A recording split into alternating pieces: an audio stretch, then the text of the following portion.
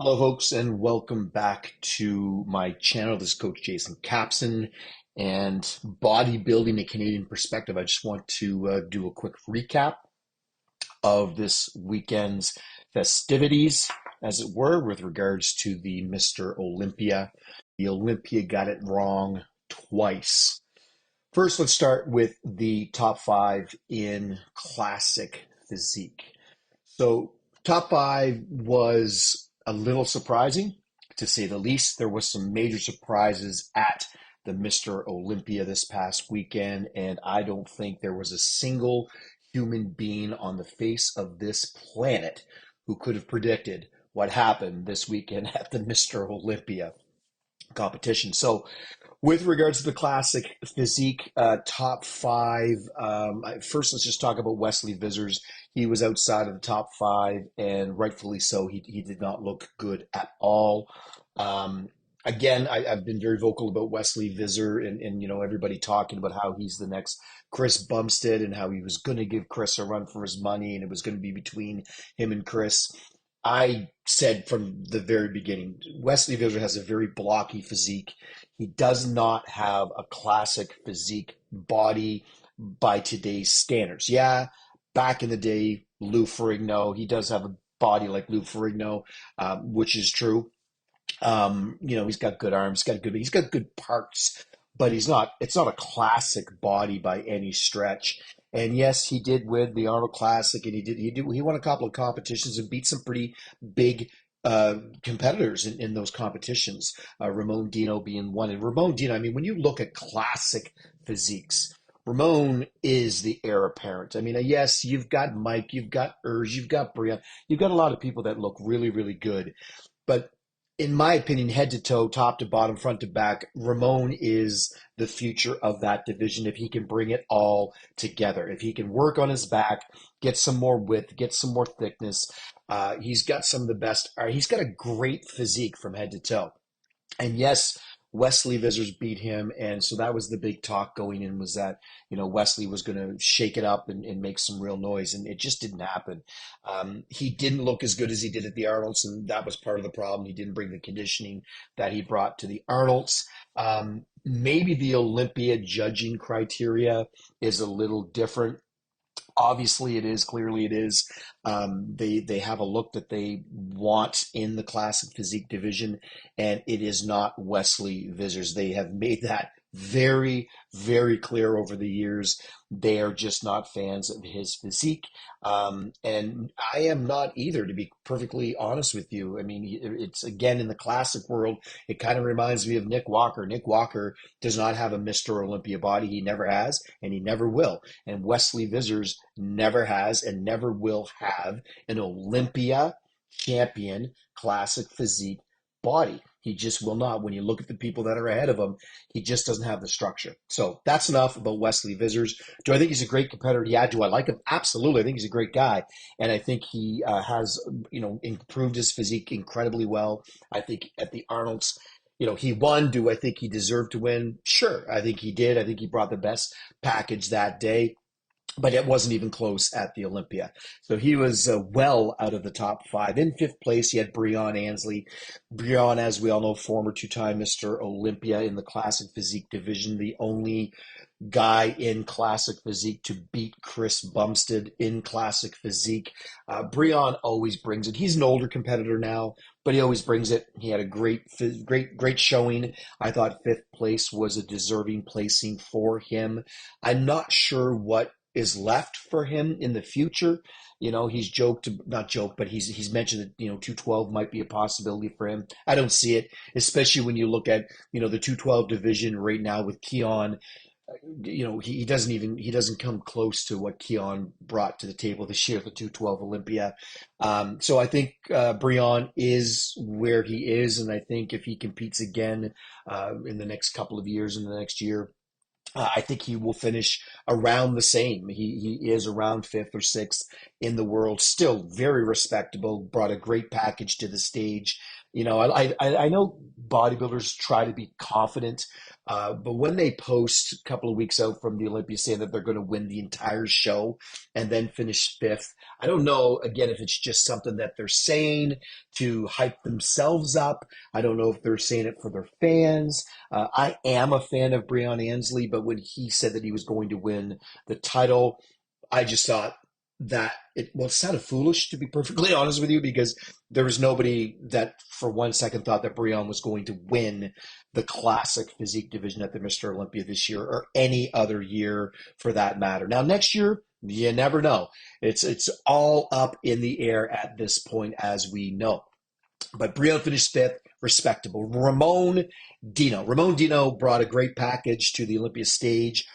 It wasn't his best package ever. I think he was off. I know the fans in Brazil were probably losing their minds when he wasn't in the top three call out. He finished fourth, and I think he actually, that's where he belonged.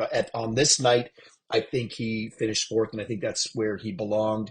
Do I think he has the physique of the future? Yes. Do I think he could win the Mr. Olympia title one day? Yes.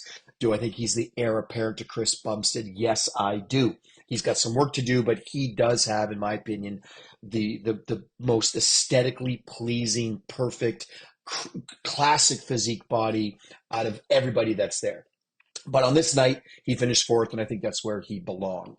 Now, the top three was very, very interesting. You had number three, Urs Kalsinski. You had Mike Sommerfeld, and of course, you had Chris Bumstead, and that's how they finished. Urs was in third, Mike was in second, and Chris was in first. The shock of the entire weekend was Mike. Well, no, I'm not going to say it was the biggest shock. The biggest shock was in the open category. But in classic physique, Mike finishing second was absolutely incredible. He brought by far the best package he has ever brought to an Olympia stage or any other stage for that matter in his entire life. I think Urs might have deserved second place, if I'm being really honest. Urs brought more size. His conditioning was on point. His posing is always some of the best, although Mike is a very, very good poser. I think Urs certainly did enough to warrant a second place finish. They did end up giving second place to Mike, and Urs did finish third, which was a little bit surprising to me. But again, it was a coin toss between Mike and Urs for second and third. There was no denying who was going to finish first place, and that was indeed Chris Bumstead from Canada, six-time Mr. Olympia. He could easily have made it 10 times. He was never going to lose the Mr. Olympia title until he walked away, which he did, in fact, do. Chris Bumstead did retire at the end of the night. It was very emotional. I have to tell you, I got quite emotional with his speech. I thought his speech was brilliant. I thought it was classy. I thought it was he's leaving for all the right reasons. He's leaving on his own terms. He's leaving as the best of the best. He really is a class act, and I'm really looking forward to seeing what he has in store for the future. He didn't leave it completely closed off. He might return down the line. He might return to open, although I doubt it because I think his open physique, I think it would ruin his physique if he did go into open instead of staying in classic. So I think he belongs in classic. I don't think he'll ever come back to the bodybuilding stage in the open division. So I think that's where that's his legacy, and that's where he belongs. So it'll be interesting to see what he has to say in the future. I don't know if you watched the press conference after the Mr. Olympia where they were talking to Chris, and he did mention bringing some money from his own pockets to the classic physique division in the Olympia next year. I don't know about you guys, but I think it's an absolute farce that classic physique winner gets $50,000. It was said at least a dozen times, if not more, this past weekend that Chris Bumstead is by far the most popular bodybuilder in the world, by far the most popular bodybuilder probably of all time at this point. He probably surpassed Arnold Schwarzenegger at this point with regards to pure bodybuilding, as far as popularity goes in the bodybuilding world. For him to get $50,000 and then for them to get up on stage and give the Open $600,000. I don't know about you, but I was really blown away by that. I think they could have left it at 500,000 for Open and given that extra 100 to the winner in Classic. Again, I think it's ridiculous that your most popular athlete, by far the most popular athlete you have on the planet in bodybuilding, is Chris Bumstead.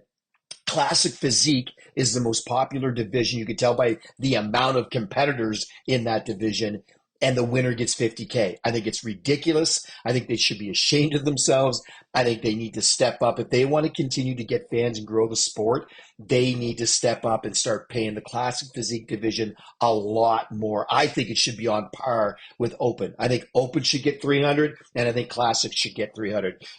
Leave your comments down below. Tell me what you think about the payout for Classic Physique as compared to the Open division. Do I think the Open division guys deserve to get paid? Absolutely. Do I think they deserve 600? For sure. But it should be 600 in Classic as well. There's no reason that Open gets 600 and Classic gets 50. It is a joke. And the owner, Jake, should be ashamed of himself for giving 50K to Classic and 600 to Open. That's just silly. And I know Arnold is doing the same thing. I think Arnold Classic I think they're giving a little bit more to Classic physique, at least I hope. I think that's what I heard. I know they're giving more in the Open.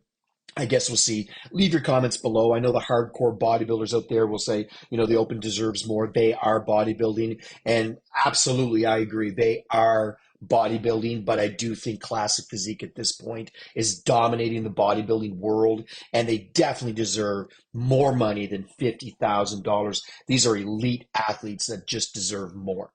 Enough said about that. In the Open, top 5, you had Andrew Jack. Andrew Jack brought his best package ever to the Olympia stage. He finished 5th. Martin Fitzwater finished 4th, and Martin Fitzwater brought by far the best package he has ever brought, ever.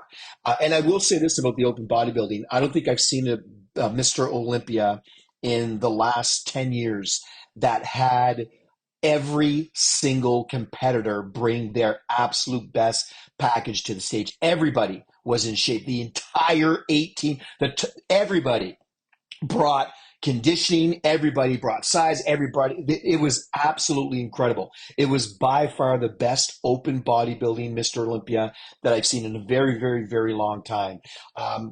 The top 10, the from 5 to 10 could have easily been switched up. There could have been anybody in there in the top 10 from 5 to 10. I mean, I think the top 3 was pretty clear. Now, there were some surprises in the top 3, but I think once you go outside the top 3, it was really anyone's game. I think Martin brought a combination of size, beautiful structure. He brought conditioning. He brought everything. Martin Fitzwater really made some noise in his first Olympia appearance, finishing in 4th place. Now, the top 3. Controversy. Now, again, after the morning show, I made some predictions, and I had Hottie winning the entire show. I think Hottie brought almost an identical package to what he brought to the Arnolds. I think he was shredded. In fact, I think he might have been even a little drier at the night show. I think he has a combination of size and condition. Nobody beats his conditioning, but I think he carries it well. It's not like he's blocky. He doesn't look like Nick Walker, and I think Derek Lunsford looked a little boxy, a little blocky too. Hottie seems to be able to pull it off, that combination of incredible size, conditioning. I think he had it all, and I did have him in first place after both the morning or the night before the prejudging and the overall. I had him winning the show. Derek, there was very little doubt that Derek was off. He did not bring the same package as he brought last year. I think he did bring the conditioning. He put on a little more size, but I think he sacrificed size for conditioning, and he looked a little boxy to me I don't think his body can handle much more size. I think he just needs to work on his conditioning. I think obviously he's got the best back on the planet, but I think he lacked some conditioning, he did it for size, and I think that was his mistake. Third place, I think, was a fair placing for Derek Lunsford. I know he was very disappointed. I think he's fantastic. I really, really like Derek Lunsford. I think he's a great champion, and I think we will see him again at the top of the mountain at some point. Hadi finished second. The biggest surprise of the night was Samson Dauda winning the overall Mr. Olympia. Um, you know, was it a shock? Completely no. I think the prejudging, there was, people kind of knew. They put him in the middle. They compared him in the middle a lot. Nighttime, they put him in the middle. There was no one, the only person that was even close to his size was Andrew Jacked.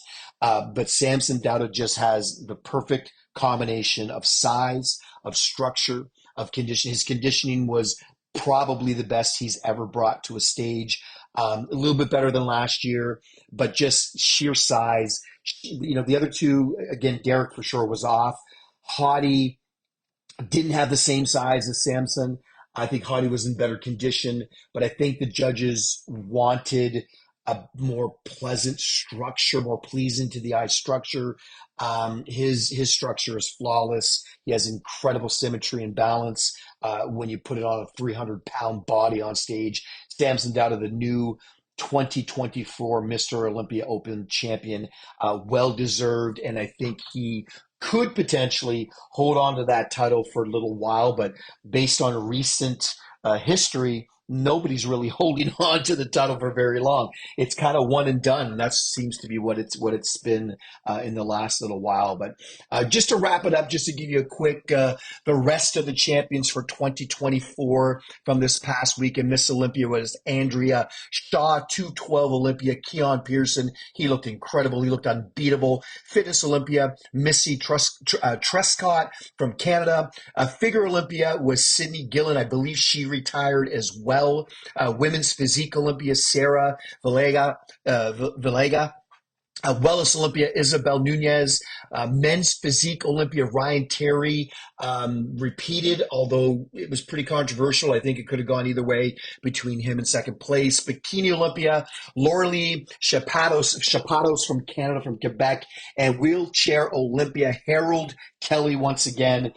It was a great and incredible Mr. Olympia weekend, and I'm really looking forward to seeing what happens next year with all these not upsets, but just these. This was a crazy Olympia weekend with a lot of nobody could have predicted the standings, the placings, but we'll see what happens next year. It's going to be an exciting year to see who reaches the top of the mountain next year in Classic and who reaches the top in open bodybuilding. Congratulations to Samson Dauda for taking the championship, taking the title, becoming the 2024 Mr. Olympia champion. And congratulations to Chris Bumstead for not only becoming the greatest classic physique champion of all time, he already was, but he solidified it as a 6-time champion, and for retiring and in my opinion, doing it in a very classy way and just doing it at the exact perfect time for his life, enjoying his beautiful wife and beautiful baby girl. I can't wait to see what Chris has in store for the future. So that's it. That's all. Take care, guys. We will talk to you soon.